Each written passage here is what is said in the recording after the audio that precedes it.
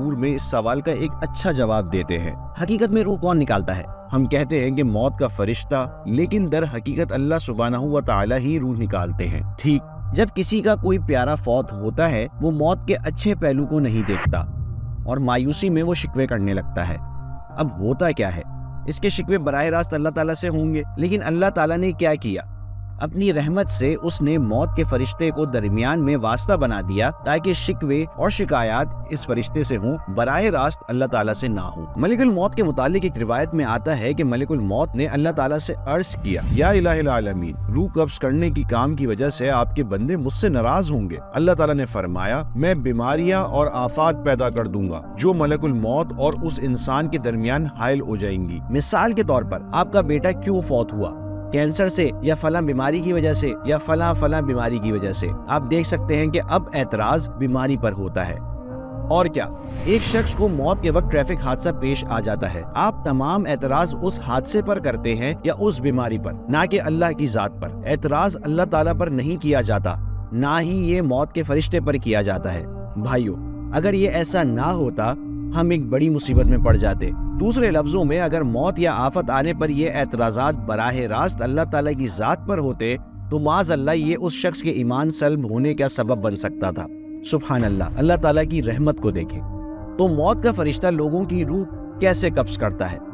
بھائیو ذرا سوچیں، ہم کس چیز کے بارے میں بات کر رہے ہیں؟ اس دنیا میں ہمارا آخری لمحہ یا اگلے جہاں میں جانے کے بعد کا پہلا مرحلہ موت کا فرشتہ کیسے آئے گا؟ وہ آپ کے سامنے کس شکل میں ظاہر ہوگا؟ کیا موت کے وقت مجھے تکلیف ہوگی؟ بہت سے لوگوں کو ان سوالات کے بارے میں تجسس ہوتا ہے۔ وہ نیک لوگوں کی روح نہایت آرام سے قبض کرے گا اور بدکاروں کی روح ایسے قبض کرتا ہے جیسے ایک باریک کپڑے کو کانٹے دار جھاڑی سے کھینچا جائے۔ تو موت کا فرشتہ ہر ایک کی جان ایک ہی طریقے سے نہیں نکالتا۔ ویسے ہمیں غلط نتیجہ اخذ نہیں کرنا چاہیے کہ کچھ لوگ کہتے ہیں کہ فلاں بڑا دیندار انسان تھا، لیکن موت کے وقت اس نے بہت تکلیف اٹھائی، اس کی جان بہت مشکل سے نکلی، وہ چیخ اور چلا رہا تھا۔ بھائی، ہم ظاہری حالت دیکھ کر فیصلہ نہیں کر سکتے، ہم موت کی حقیقی تکلیف یا راحت کو نہیں دیکھ سکتے۔ مثال کے طور پر بہت سے نیک لوگوں کو بہت خوفناک طریقے سے موت آتی ہے۔ ہم اس صورت میں کیا کہتے ہیں؟ ہم کہتے ہیں یعنی یہ نیک انسان نہیں تھا، جو ہمیں دکھائی دیتا ہے وہ موت کا لمحہ ہے۔ اس سے کوئی فرق نہیں پڑتا کہ موت کے وقت آپ کیسے نظر آتے ہو، ہم جان نکلتے وقت تکلیف ہونے یا نہ ہونے کو محسوس نہیں کر سکتے۔ حضرت ابراہیم علیہ السلام کے متعلق ایک بہت خوبصورت روایت ہے۔ حضرت ابراہیم علیہ السلام نے ملک الموت سے کہا، میرے سامنے اس شکل میں ظاہر ہو جس شکل میں تم برے لوگوں کی روح قبض کرتے ہو۔ ملک الموت نے عرض کی، آپ برداشت نہیں کر سکیں گے؟ ابراہیم علیہ السلام نے اصرار کیا کہ نہیں، میں اسے برداشت کر سکتا ہوں۔ ملک الموت نے کہا، دوسری طرف منہ کیجئے۔ ابراہیم علیہ السلام نے دوسری طرف منہ کیا تو ملک الموت ان کے سامنے ایسے شکل میں ظاہر ہوئے، ایک انتہائی سیاہ اور تاریک ہیولا جس کی داڑھی اور سر کے بال ملے ہوئے تھے، جو سیاہ کپڑوں میں ملبوس تھا۔ اس کے منہ اور ناک سے آگ کے شعلے اور دھواں نکل رہا تھا۔ وہ اسے دیکھ کر برداشت نہیں کر پائے اور بے ہوش ہو کر گر گئے۔ بھائیوں، اگر ہم اللہ کو راضی نہ کر سکے تو ممکن ہے کہ ہمیں کچھ ایسا ہی منظر دیکھنے کو ملے۔ جب حضرت ابراہیم علیہ السلام کو ہوش آیا اور انہوں نے ملک الموت کو اس کی پہلی شکل میں دیکھا تو وہ فرمانے لگے، اگر گناہگار انسان کو تمہاری وہ شکل دکھانے کے علاوہ کوئی اور عذاب نہ بھی دیا جائے تو وہی سزا کافی ہے، تمہارا وہ حلیہ اس کے لیے سزا کے طور پر کافی ہے۔ سبحان اللہ۔ پھر ابراہیم علیہ السلام نے فرشتے سے کہا، اب مجھے وہ شکل دکھاؤ جس شکل میں آپ نیک لوگوں کی روح قبض کرنے جاتے ہو۔ جب انہوں نے فرشتے کو ایک انتہائی خوبصورت شکل میں دیکھا تو فرمانے لگے، نیک لوگوں کے لیے انعام کے طور پر آپ کو اس خوبصورت شکل میں دیکھ لینا ہی کافی ہے۔ سبحان اللہ۔ ذرا سوچئے، کسی اور سزا کی ضرورت نہیں۔ یہ کیسا جملہ ہے؟ یہ کیسی شکل ہوگی کہ اس کے بعد کسی دوسری سزا کی ضرورت ہی نہیں؟ تو ہمیں اس سے کیا سبق حاصل ہوتا ہے؟ فرشتہ موت کے وقت ہر انسان کے پاس ایک جیسی شکل میں نہیں آتا۔ مثال کے طور پر اگر آپ جبرائیل علیہ السلام کو دیکھیں تو آپ کتنے خوش ہوں گے، آپ کو یقیناً بہت اچھا محسوس ہوگا، ہے نا؟ اگر آپ اللہ تعالیٰ کو راضی کر لیں تو جب آپ موت کے فرشتے کو اپنے سامنے دیکھیں گے آپ ایسی ہی خوشی محسوس کریں گے گویا آپ جبرائیل علیہ السلام کو دیکھ رہے ہوں۔ آپ خوفزدہ نہیں ہوں گے۔ در حقیقت اس وقت آپ وہ کچھ دیکھیں گے جس کے مطابق آپ نے اپنی ساری زندگی گزاری ہو۔ दूसरे लफ्जों में आपके जितने भी इश्यूज हैं, मजहब, इस्लाम या मौत के फरिश्ते के बारे में तसव्वुरात और अहादीस, ये सब सच है। इसमें खौफज़दा होने की कोई बात नहीं है। मौत का फरिश्ता आपके ईमान का सबूत है। आप पुरसुकून हो जाएंगे, आप खुश हो जाएंगे, आप पुरसुकून महसूस करेंगे। खास तौर पर अगर आपने मुनासिब तरीके से जिंदगी गुजारी हो, खौफ, फिक्र या परेशानी के बजाय आप खुशी महसूस करेंगे, क्योंकि आप फरिश्ते को एक इंतहाई खूबसूरत शक्ल में देखेंगे और वो आपको अल्लाह सुब्हानहू व तआला की अबदी बादशाही की तरफ लेकर जाएगा। भाइयों, अगर कोई अमानत आपके सुपुर्द की जाए तो आप अपनी पूरी जिंदगी उसकी हिफाजत के लिए पूरी कोशिश करेंगे, है ना? और जब आप उसे महफूज जगह तक पहुंचा दें तो आप पुरसुकून महसूस करेंगे। आपने सारी जिंदगी मेहनत की है अपने ईमान, अपने यकीन की हिफाजत की खातिर। इस कीमती अमानत की हिफाजत ने आपको कुछ थका दिया है, तो जब आप मौत के फरिश्ते को देखते हैं तो ऐसा लगता है जैसे आप अपने दोस्त को देख रहे हो। आप अपनी अमानत, अपनी रूह उसके सुपुर्द कर देते हैं, बिल्कुल इसी तरह जैसे किसी काबिल एतमाद मुहाफिज के सुपुर्द कर देना। मौत का फरिश्ता कोई ऐसा फरिश्ता नहीं है जिससे डरा जाए, बल्कि एक अजीम फरिश्ता है जिससे मोहब्बत की जाए। जरा गौर करें, हम में से अक्सर लोगों की जिंदगी में कुछ ऐसा वक्त होता है जब हम बहुत से गुनाहों का इर्तिकाब करते हैं, फिर आप में तब्दीली आती है ना? अगर मौत का फरिश्ता उस वक्त आ जाता जब आप इन सब गुनाहों के दरमियान थे, यहाँ तक कि इस दलदल से निकलने को भी तैयार ना थे, ये सोच करके आप मजे कर रहे हैं, अगर वो इस वक्त उस शक्ल में आ जाता जैसा कि इब्राहिम अलैहिस्सलाम के पहले वाक़े में आया, इंतहाई खौफनाक शक्ल में, तो ये बहुत बुरी सूरत हाल होती। अल्हम्दुलिल्लाह, अल्लाह रब्बुल इज्जत ने हमें तौबा करने का मौका अता फरमाया और हमने तौबा कर ली। लेकिन कुछ लोग बदकिस्मती से ये मौका भी जाया कर चुके होंगे, जबकि उन्हें उसकी तवक्का भी ना होगी। अल्लाह ताला हमें इन जैसा बनने से महफूज रखे। सूरतुन नहल की आयत नंबर 32 में ये बयान किया गया है कि रूह कैसे कब्ज की जाती है। ये वो लोग हैं जिनकी रूहें फरिश्ते ऐसी हालत में कब्ज करते हैं कि वो पाक साफ होते हैं। वो उनसे कहते हैं कि सलामती हो तुम पर, जो अमल तुम करते रहे हो उसके सिले में जन्नत में दाखिल हो जाओ। सूरह अनफाल आयत नंबर 50। और अगर तुम देखते तो वो अजीब मंजर था। जब फरिश्ते उन काफिरों की रूह कब्ज कर रहे थे तो उनके चेहरों और पुष्ट पर मारते जाते थे और कहते जाते थे कि अब जलने का अजाब भी चखना। सूरतुन नाज़ियात की आयत नंबर 1 और 2। कसम है उन फरिश्तों की जो काफिरों की रूह सख्ती से खींचते हैं और जो मोमिनों की रूह की गिरा नरमी से खोल देते हैं। अल्लाह सुब्हानहू व तआला से दुआ है कि हमें उन लोगों में शामिल फरमाए जिनकी जान नरमी से निकाली जाएगी। वो एक निहायत खूबसूरत लम्हा है जब आप मौत के फरिश्ते को निहायत खूबसूरत शक्ल में देखें। जी हाँ, वो नरमी से आपकी रूह कब्ज कर ले। आप जानते हैं इसका मतलब क्या है? ये खत्म हो गया, सब कुछ खत्म हो गया, इम्तिहान खत्म हो गया है, परेशानी खत्म हो चुकी है, मुसीबतें खत्म हो चुकी हैं, हमारे बिल, इम्तिहानात सब खत्म हो चुके हैं और अब हम एक बिल्कुल मुख्तलिफ जहान में जा रहे हैं जहाँ हमेशा की खुशी होगी और कभी गम नहीं आएगा। अल्लाह सुब्हानहू व तआला हम सबको ऐसी खूबसूरत मौत अता फरमाए। मेरे भाइयों, आइए वापस उसी मशहूर सवाल की तरफ लौटते हैं, फरिश्ता एक साथ कैसे इतनी सारी रूहें कब्ज कर लेता है? आदाद व शुमार के मुताबिक हर रोज तकरीबन 1,60,000 लोग मरते हैं। जानते हो इसका क्या मतलब है? तसव्वुर करें कि लोगों की एक बहुत बड़ी तादाद एक स्टेडियम में जमा है और वो खुशी से चीख चिल्ला रहे हैं। अचानक उनकी जिंदगी छीन ली जाती है और दुनिया में ऐसा हर रोज होता है। खौफनाक है ना? दूसरी तरफ तकरीबन 3,90,000 बच्चे रोजाना पैदा होते हैं। दुनिया भर रही है और दूसरी तरफ तेजी से खाली हो रही है, बिल्कुल अस्पतालों की तरह। अस्पताल दुनिया में सबसे ज्यादा खुश और सबसे ज्यादा गमगीन लोगों को देखते हैं। सबसे गमगीन लोग अस्पताल में अपने अजीजों से मिलने आते हैं और देखते हैं कि वो फौत हो चुके हैं, उन्हें मुर्दा खाना में ले जाया जा चुका है। वहीं सबसे ज्यादा खुश होने वाले जोड़े भी होते हैं जिनके यहाँ बच्चे पैदा होते हैं। दुनिया भी अस्पतालों की तरह बढ़ती और खाली होती रहती है। मौत का फरिश्ता रोजाना 1,60,000 जिंदगियां ले लेता है, तो क़यामत के दिन क्या होगा? तो क्या मौत के फरिश्ते ने इन तमाम लोगों की जान अकेले ली होगी? क्या उसके कोई मददगार भी है? भाइयों, ये कैसे होता है? इसके बारे में दो राय हैं। पहली राय ये है कि ये रोशनी का जादू है, हम इस मसले को इस जादू से समझ सकते हैं। मिसाल के तौर पर सूरज सिर्फ एक है ना, लेकिन अगर हमारे हाथों में बहुत से आईने हो तो हर शख्स अपने आईने में सूरज का अक्स देख सकेगा, है ना? मैं भी देख रहा हूँ, आप भी देख रहे होंगे, हर शख्स देख सकेगा। दूसरे लफ्जों में, अगर ये सूरज सिर्फ एक है लेकिन ये पूरे तौर पर लाखों आईनों में देखा जा सकता है। अगर सूरज जो अल्लाह की एक मखलूक है वो अपनी रोशनी और हरारत समेत मेरे हाथ में दिखाई दे सकता है, तो इसी तरह मौत का फरिश्ता जिसे अल्लाह ताला ने आला सतह पर तख्लीक किया है, वो भी बहुत से लोगों की रूह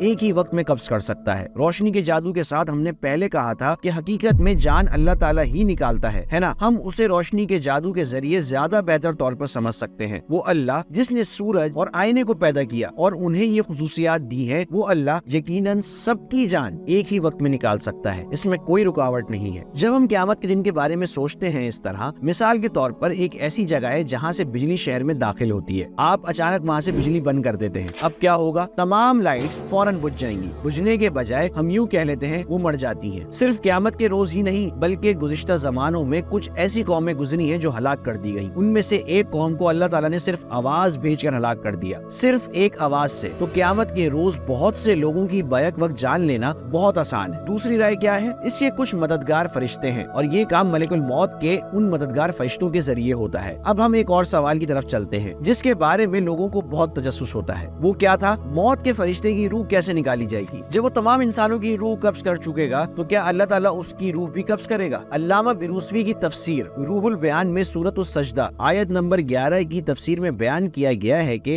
एक रिवायत के मुताबिक जब मलकुल मौत तमाम जानदारों की रूह कब्ज कर चुकेगा तो अल्लाह सुब्हानहू व तआला उससे पूछेंगे, मेरी मखलूकात में से कौन बाकी रह गया है? मौत का फरिश्ता अर्ज करेगा, ए अल्लाह, आप बेहतर जानते हैं कि कौन बाकी है, आपके इस आजिज बंदे के सिवा कोई बाकी नहीं बचा। क़यामत कायम हो चुकी है और इस पूरे जहान में सिर्फ मलकुल मौत ही बाकी बचा है। फिर अल्लाह सुब्हानहू व तआला मलकुल मौत से फरमाएंगे, ए मलकुल मौत, तुमने मेरे नबियों, मेरे रसूलों, मेरे बंदों को मौत का जायका चखाया है। अगरचे मुझे हर चीज का बहुत अच्छी तरह इल्म है, ये मेरे अज़ली इल्म में तय है कि मेरी जात के सिवा हर चीज को फना होना है। अब तुम्हारी बारी है। एक बहुत ही दिलचस्प मंजर, मलकुल मौत अल्लाह ताला से रहम की भीख मांगेगा, ए अल्लाह, अपने मलकुल मौत पर रहम फरमाए और इसके साथ अपने फजल वाला बर्ताव फरमाए क्योंकि वो बहुत कमजोर है। अल्लाह ताला फरमाएंगे, अपना दाया हाथ अपने दाएं गाल के नीचे रखो, जन्नत और जहन्नम के दरमियान लेट कर मर जाओ। वो इस तरह अल्लाह के हुक्म से मर जाएगा। जब क़यामत कायम हो चुकेगी और तमाम लोग, तमाम मखलूकात और सब जानदार मर जाएंगे, इस दुनिया में कुछ भी बाकी नहीं रहेगा। सुभान अल्लाह, यहाँ सिर्फ अल्लाह ताला की जात और ये दुनिया होगी जो तबाह हो चुकी होगी। ना कोई इंसान, ना कोई जानवर, ना कोई फूल, ना कोई जानवर, कुछ भी नहीं होगा। सुभान अल्लाह। अब दुनिया मुकम्मल तौर पर चिपटी हो जाएगी और कुछ भी बाकी नहीं रहेगा सिवाय अल्लाह की जात के। भाइयों, ये बहुत ही दिलचस्प मंजर है। कुरान में अल्लाह ताला इरशाद फरमाता है, और लोग तुमसे पहाड़ों के बारे में पूछते हैं, कह दीजिए कि मेरा परवरदिगार इनको उन्हीं धूल की तरह उड़ा देगा और जमीन को ऐसा हमवार चटियल मैदान बनाकर छोड़ेगा कि उसमें तुम्हें ना कोई बल नजर आएगा ना कोई उभार। भाई, क़यामत के रोज सोचे, गोया आप ये अल्फाज सुन रहे हैं, ए दुनिया, कहाँ है तेरे दरिया, तेरे समंदर कहाँ हैं, तेरे दरख्त कहाँ हैं, वो महलात कहाँ हैं जिन्हें माहिरीन तामीरात ने फुनून लतीफा में तामीर किया था, कहाँ हैं वो लोग जो अल्लाह की नेमतों से फायदा उठाते थे लेकिन अल्लाह को छोड़कर औरों की इबादत करते थे। याद करो, 5th एवेन्यू पर एक जोड़ा था जो शादी कर रहे थे, उनके दिल तेजी से धड़क रहे थे। वो जोश व खरोश कहाँ है? वो खुशियाँ कहाँ हैं? दुनिया और उसकी तमाम खुशियाँ, जज्बात, उसमें पेश आने वाले रंजो गम, वो सब जमीन के नीचे दफन हो चुके हैं। वो चीजें जिन्हें हासिल करने के लिए तुम सब कुछ लुटाने को तैयार थे, आज कहाँ हैं? वो कहाँ हैं? तुम पूरी दुनिया का सफर करना चाहते थे, वो ख्वाब अब कहाँ है? जो कुछ तुमने देखा, जो कुछ तुम्हारे साथ पेश आया, सब आज जमीन के नीचे है। 110 मिलियन लोग इस जमीन पर जिंदगी गुजार कर मर चुके हैं। अब दुनिया का मालिक कौन है? वो अनापरस्त कहाँ है जो समझते थे कि वो दुनिया के मालिक है? वो कहाँ है? एक आयत में इरशाद है, कुल्लु शैइन हालिकुन इल्ला वजह, क़सस 88। हर चीज फना होने वाली है सिवाय उसकी जात के। जमीन पर हर चीज तबाह हो जाएगी, फिर हम एक ऐसे जहान में मुंतकिल होंगे जहां हम हमेशा रहेंगे। हो सकता है कि आप अपने दीन के रास्ते पर अमल किसी ऐसी चीज के लिए छोड़ रहे हो जो तबाह हो जाएगी। याद रखो, तुम्हारे पास कुरान सीखने के लिए वक्त नहीं था, लेकिन आपके पास बेशुमार टीवी सीरीज देखने का वक्त था। आपको कुरान पाक की 114 सूरतों के नाम भी मालूम नहीं। शायद तुम ये सोचकर उसे टालते रहे कि मुस्तकबिल में तुम दीन की तरफ लौट आओगे, और अब तुम मौत के फरिश्ते को अपने सामने देख रहे हो। आपके लिए सबसे बड़े अफसोस की बात होगी अगर हम अभी अल्लाह को राजी करने वाले काम ना कर सके। तो उस वक्त हम अल्लाह से ये कहते हुए भीख मांगेंगे, बराए करम एक और मौका, एक और मौका, एक और मौका। भाई, यूं सोचे, मलकुल मौत अभी नहीं आया, इस कमरे में नहीं है, आपके पास एक और मौका है, यही वक्त है। आइए एक नई जिंदगी का आगाज करें, बिस्मिल्लाह कहकर एक ऐसी जिंदगी का आगाज करें جس میں آپ کہیں گے میں وہی کروں گا جو اللہ کو پسند ہے، میں وہ نہیں کروں گا جو اللہ کو پسند نہیں ہے۔ بس اتنی سی بات ہے۔ آئیے توبہ کریں، آئیے اپنی کوتاہیوں کے بارے میں سوچیں اور یہ کہ ہماری زندگیوں میں کیا ہونا چاہیے۔ ایک نئی زندگی کی بسم اللہ کریں، کوئی ضرورت نہیں ہے، میرا یقین کریں، اس معمولی دنیاوی فائدے کے لیے اللہ کی نافرمانی کرنے کی کوئی ضرورت نہیں۔ اس دنیا میں ہمارے پاس شاید 20-40 یا اس سے کچھ زیادہ سال کی زندگی ہے۔ ہم کچھ کھائیں گے، کچھ پیئیں گے، کہیں جائیں گے اور اچانک سب ختم ہو جائے گا، لہٰذا زیادہ وقت نہیں ہے۔ ہم ابھی ایک دینی تقریب میں ہیں، فرض کریں گے یہاں کوئی توبہ کرتا ہے اور سیدھے راستے پر جاتا ہے اور ابھی مر جاتا ہے، اللہ ہمارے ارادوں کو دیکھتا ہے۔ اگر یہ انسان زندہ رہتا تو اس کا ارادہ اسلام کے مطابق زندگی گزارنے کا تھا۔ اس کی روح قبض کرتے ہوئے معاملہ کسی ایسے شخص کی طرح نہیں ہوگا جس کی روح ایسی حالت میں قبض کی جائے جبکہ وہ گناہوں میں مبتلا تھا، جس نے توبہ ملتوی کر دی تھی اور اسی حالت میں موت کے فرشتے سے ملاقات ہو گئی۔ خوفناک، یقیناً بھائیوں وہ ایک جیسے نہیں ہے۔ یہ آپ کی زندگی ہے، پسند بھی آپ کی ہے، پچھتاوا بھی آپ ہی کو ہوگا۔ یہ آپ کی آخرت کا معاملہ ہے۔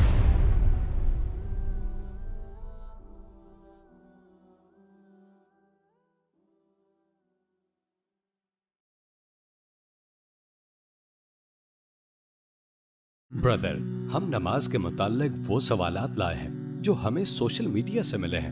ان میں سے کچھ سوالات بہت مشکل ہیں اور ایسے سوال بھی ہیں جو شاید آپ کو پریشان کر دیں۔ مجھے لگتا ہے میں اللہ کے سامنے کھڑے ہونے کے لائق نہیں۔ میں حجاب نہیں پہنتی تو نماز کس منہ سے پڑھوں؟ میں اپنے گناہوں کے ساتھ اللہ کے سامنے کیسے جا سکتا ہوں؟ میں آپ سے یہ مختصر سوالات کروں گا، مجھے آپ کے مختصر جوابات چاہیے، مجھے قائل کریں۔ برادر، نماز کے بارے میں سب سے مشکل چیز یہ ہے، نماز صرف ایک مرتبہ کی عبادت نہیں ہے، یہ کبھی ختم نہ ہونے والی، چلتی رہنے والی عبادت ہے جو ہمیں مسلسل کرنی ہوتی ہے۔ چونکہ یہ ایک ایسی عبادت ہے جسے روزانہ ہر چند گھنٹوں بعد دہرانا ہوتا ہے۔ نماز صرف ایک مرتبہ کی عبادت نہیں ہے، اس لیے یہ لوگوں کے لیے مشکل ہے۔ آپ کا کیا خیال ہے؟ کبھی ختم نہ ہونے والی کا کیا مطلب ہے؟ سننے میں لگتا ہے جیسے لاکھوں سالوں کی بات ہو، مگر ایسا نہیں۔ ایک دن یہ ختم ہو جائے گی، پھر ہمارے سامنے جنت ہوگی یا جہنم، قیامت شروع ہو جائے گی۔ جنت میں ایسا کوئی فرض، ایسی کوئی عبادت نہیں ہوگی۔ یہ عبادت ایک دن ختم ہو جائے گی، ٹھیک ہے؟ 5 سال، 1 سال بعد، ہو سکتا ہے کل۔ جب آپ آخرت کی زندگی سے اس کا مقابلہ کرتے ہیں تو 30 سال نماز پڑھنے کی مشقت کچھ بھی نہیں ہے۔ آخرت میں آپ کو ملنے والے انعام کے مقابلے میں یہ اتنا آسان ہے جیسے کسی چیز کو انگلی سے چھو لینا۔